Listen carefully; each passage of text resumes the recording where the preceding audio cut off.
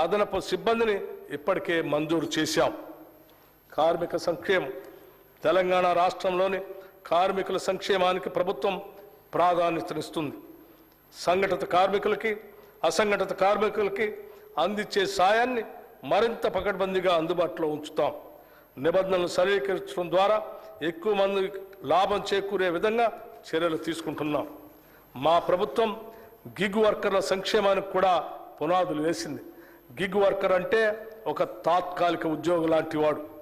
సాంప్రదాయ ఉద్యోగుల వలె కాకుండా గిగ్ ఎకానమీ కార్మికులకి పూర్తి సమయ ఉద్యోగికి ఉండే భద్రత, ప్రోత్సాహకాలు మరియు ఉద్యోగ ప్రయోజనాలు ఉండవు. వారికి ఏదైనా ప్రమాదం సంభవించి ప్రాణాలు కోల్పోతే వారి కుటుంబం మొత్తం రోడ్డున పడుతుంది.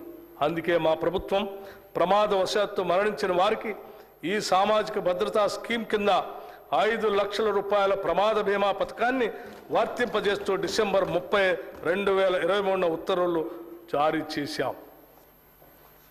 చేనేత. తెలంగాణ రాష్ట్రం చేనేత కార్మికులకి పుట్టినిల్లు.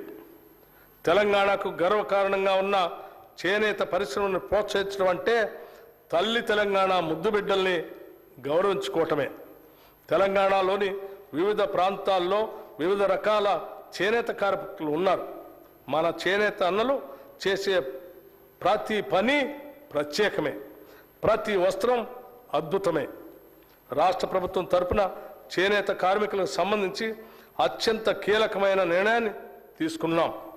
ప్రస్తుతం రాష్ట్ర ప్రభుత్వానికి అవసరమైన వస్త్రాలను స్కూలు విద్యార్థులకు అందించే స్కూలు యూనిఫామ్లను ఒకే చోటు నుంచి కొనుగోలు చేస్తున్నది.